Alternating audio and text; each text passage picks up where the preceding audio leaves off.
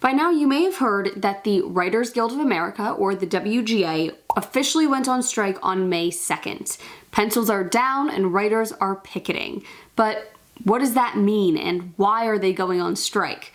I'm going to break down what's going on with the strike in today's video. Make sure you watch all the way to the end because I'm going to share how you can help and support this strike and the writers involved in it in a lot of different ways. The WGA is the union for screenwriters. There are a lot of different unions within the entertainment industry. There's a union for writers, the WGA. There's a union for directors. There's a union for actors. There's a union for animation writers. There's a union for producers. There are unions all over the place. And that's because unions help make sure that workers are being treated fairly and have good conditions in their workplaces. And, well, the entertainment industry has not always been known for good working conditions and not taking advantage of workers. So it's really important to have these unions.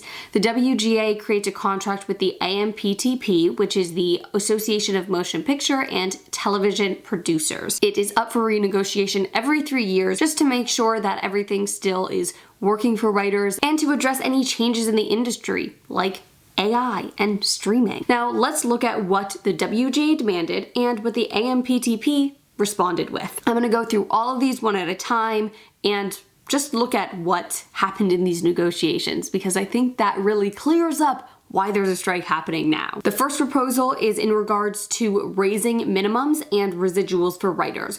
Minimums refer to the minimum amount that writers get paid for their work, and residuals are the money that writers make off of the sales of their scripts later down the line. So for example, if a show goes on to a different streamer or a different network or goes to a different place, the studios make a lot of money from that. And residuals are how writers then get paid their percentage of the pie. But that's been a big issue. So the WGA negotiated for higher minimums to account for, inflation and rising cost of living, and also to increase residuals to again make sure that writers are making enough to live off of. The AMPTP responded with lower percentage minimum raises and a one-time raise for most residual bases. Now, it's important to understand that the WGA covers both feature writers, so people who write movies, and TV writers, people who write TV shows. And so there are different issues that come up with both of those roles and what needs to kind of be covered in a new contract. So this next section is looking at features specifically and the issues that feature writers are facing. First up, streaming. Streaming has really created a lot of issues for writers in the industry. So you're gonna see this come up a lot. When streaming first really kind of got big and was introduced, there was a lot of confusion around it, around what it would mean for writing and what it would mean for TV and movies. So there was a lot of power for studios to not really pay much on it because they didn't have a lot to back up if it was going to kind of make a lot of money yet. But since then, we all know streaming is making a lot of money for studios and has been for a very long time. But it's not really making a lot of money for writers right now, and without the writers, you're not getting the movies and shows that are making that big money on the streamers. So the WGA proposed that streaming features with a budget of $12 million or more receive full theatrical terms, including better initial compensation and residuals. Basically, making sure that writers are being paid enough for the features and the work and the movies that they are providing. The AMPTP responded with made for high budget streaming movies. Programs 96 plus minutes with a budget of 40 million or more receive 9% increase to initial compensation, no improvement in residuals. Now, 12 million to 40 million, that really takes out a lot of movies that would be covered under this. And again, we're looking at a 9% increase in initial compensation and no increase in residuals. A lot of writers rely on residuals to make it between one project and the next.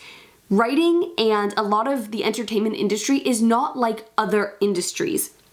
You don't have a constant workflow. You don't have a constant paycheck. So residuals are a way that writers can survive in the time between when they're on different jobs. The next thing that the WGA proposed for feature writers is a guaranteed second step. Now, this says that they would require a second step if hired for a screenplay for less than 250% of the minimum. Again, we talked about this earlier. Minimums are the minimum amount that writers can be paid for a project. So if they're making less than 250% of that minimum, they are guaranteed a second step. That means that they have to be paid again to write additional drafts. That might sound like, okay, yeah, obviously, but how it often works right now is writers are given a one-step deal, and then they're kind of coerced into doing additional drafts for no additional pay. And there are a lot of reasons why that happens and how that continues to happen in the industry. I am not really a feature writer, so I am going to suggest that you look at people who are and see what they have to say about this. I just watched a video from Julia Yorks on TikTok who explained it really, really well, and I will link that video specifically in the description of this video so you can watch it for yourself, because she really does explain it better than I can. Now back to this particular proposal, the AMPTP rejected the proposal and offered to hold an annual meeting to inform creative executives and producers about the issues of unpaid work, which means nothing. They know that there's an issue with unpaid work. And that brings us into the next proposal for feature writers. Now, how it currently works is that if you are hired as a screenwriter for a feature, you will be paid 50% upfront and 50% when you deliver the screenplay. That seems to make sense, but like we talked about with having to do all these drafts unpaid, a lot of times that last 50% is held up until the studios decide that they have the draft they want. And again, these additional drafts are being done for free while the rest of your money is being held away from you on a little fishing line. Now, to counteract that, the WGA proposed that 50% be paid upfront for a feature project and the rest be paid out weekly if the writer is being paid less than 250% of the minimum.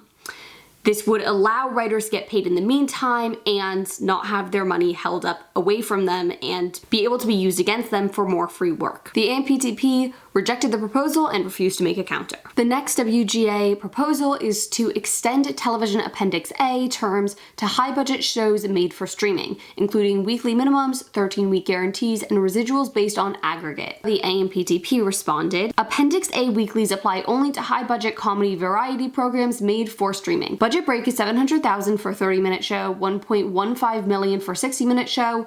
No aggregate or 13-week guarantees would apply, and writers can be employed on a daily rate basis. Now, what I want to focus on here is the no 13-week guarantee and the daily basis rate. Those are really big deals. Now, why we talk about the 13-week guarantee? Why would something like that be important? Because writers are often paid on a weekly basis. So if writers aren't hired for enough weeks at a time, that makes a big difference to their salary and what they're making. Plus, it means they don't have as much time to find their next job, and they have to constantly be rushing to find whatever they're gonna do next. Now, then when you talk about daily rates, that makes it so that writers are put even more into a gig economy. Essentially, it's paying writers less to do the same or more work than they already do. And my camera ran out of battery. So sorry for any lighting changes or anything like that, but let's just get right back into this. So the next thing that's really important to talk about is writers' rooms. There have been a lot of changes to writers' rooms, especially recently, that are not leaving writers in a good place and are making it really hard for writers to make a living wage and to support themselves. So there are a few things that the WGA proposed, so let's just talk about that. One thing that's been happening recently, you may have heard the term mini rooms. Basically, that's when studios will get together a mini room of writers before a show is greenlit to go ahead and go to series.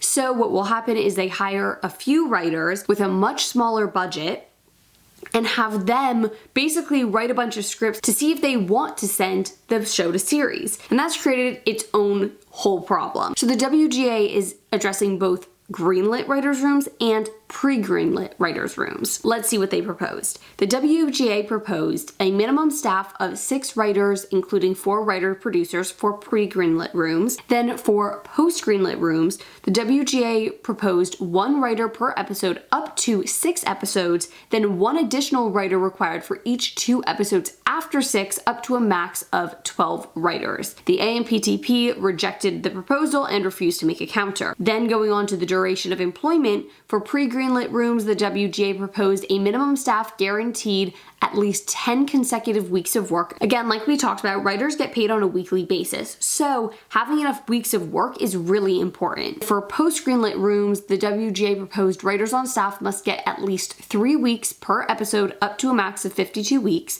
Half of the minimum staff must be employed through production, and 1 writer must be employed through post. Now, the reason for that is that writing doesn't stop once the scripts are written. Once you're on set and going through all of those motions, a lot of changes need to be made. That's really important for the writer to be there. It's also really important for the continued growth of writing in the entertainment industry. For that to be a career path, writers need to be able to go to set and see how all of it works and go through those motions to get to production levels, and they can't do that if they're not being brought on set in the first place. To that, the AMPTP also rejected the proposal and refused to make a counter. For TV weeklies, the WGA proposed increasing weekly rates of staff writers and story editors / executive story editors by 6%, 5%, and 5% accordingly, as the AMPTP countered with increasing weekly rates by 4%, 3%, and 2% accordingly. And additionally, the WGA proposed establishing new writer-producer tier with weekly rate 25% above story editor or executive story editor. And the AMPTP countered with establishing a new writer-producer tier with weekly rate 2 to 7% above SE/ESC, depending on terms of employment. Then, for pre-greenlit room compensation, the WGA proposed pre-greenlit room weekly services pay at 25% premium. Premium applies whenever writers are hired before a series or a season order, including in between seasons. Now, the reason that's so important is because pre-greenlit rooms really don't have the same job security, even with how there's not a lot of job security already. So having a premium means that at least writers would have a little bit more to help support them through that time. The AMPTP countered with a 5% premium for development room weekly services. Premium applies only when 3 or more writers, including teams, are hired for 10 or fewer weeks before season 1 of a season.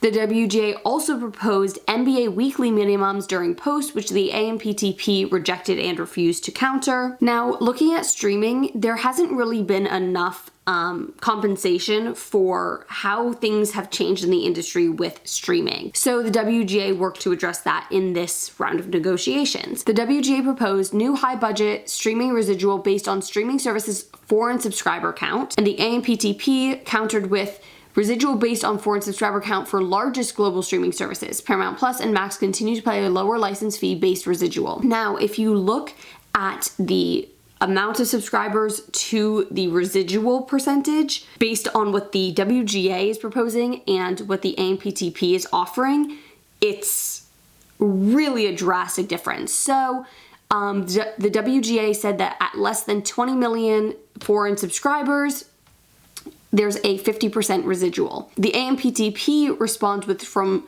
5 to 20 million is 35%.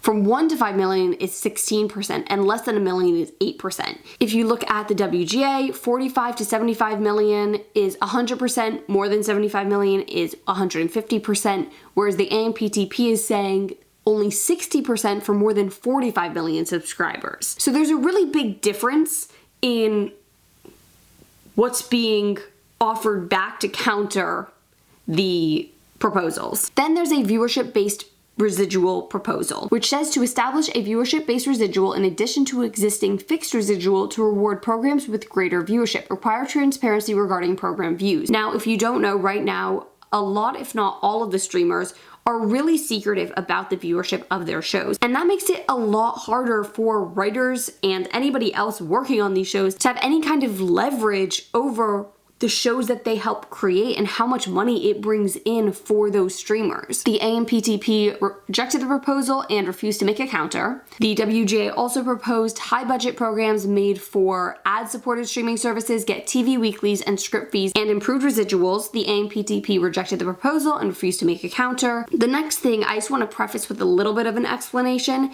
As screenwriters, you can either work as yourself, but there's also something called writing teams where two people will be one writer. They work together. So what that will mean is that they get paid as one writer. So let's say $50,000 is the salary.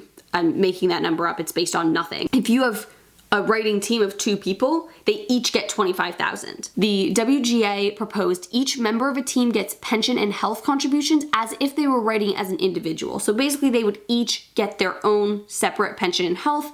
The AMPTP rejected the proposal and refused to make a counter. Then there's AI. I'm sure everybody's talking about how, well, ChatGPT can just write the scripts and this and that and whatever. So the WGA wanted to make some proposals to kind of account for the way that AI comes into this business and how it might hurt writers who are trying to make a career. The WGA proposed to regulate use of artificial intelligence on MBA covered projects. AI can't write or rewrite literary material, can't be used as source material, and MBA covered material can't be used to train AI. The AMPTP rejected the proposal, countered by offering annual meetings to discuss advancements in technology, which again, doesn't really mean much. There are some tentative agreements, but I'm just gonna leave that up on the screen for now and you can read it because that's not really the part of why the WGA decided to go on strike. Now, what's really interesting to look at too is the cost. The WGA proposals would gain writers approximately $429 million per year. If you look at 8 of the top paid CEOs of these streamers, they're making more than $700 million alone. 8 people. So clearly the money is available. The CEOs of these streamers wouldn't have anything to do or make money off of without the people who make the shows. And it starts with the writers. So this idea that there's no money for these things, these are outrageous demands. Just look at how much money they're putting in their pockets and how writers are fighting to survive and keep this as a viable career path for not only the writers in it now, but the next generation of screenwriters. Okay, what can you do?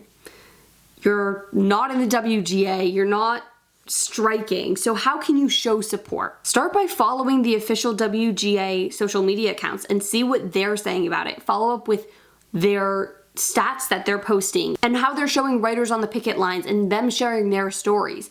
Also, listen to WGA members. That's not me. I'm not a WGA member. I am working to get into this industry and become a WGA member, but I'm not in it yet. So go find those people who are actually living in this experience right now, who have sacrificed so much to make this industry better, and listen to their experiences. Listen to what those WGA members are actually asking for to support the strike. There are ways that you can help, and those who are striking will tell you how to do it. Speak up in support of the strike.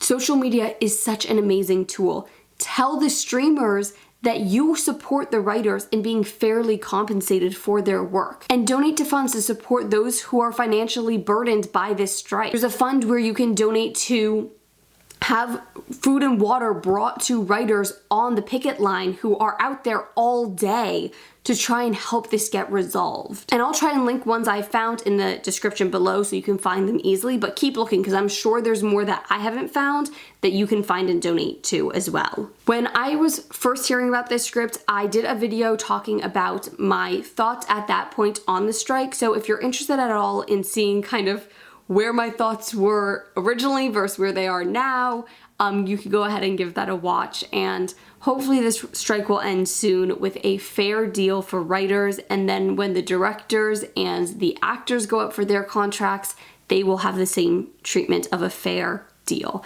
because this industry does not continue without these people. Thank you so much for watching. I'll see you next week.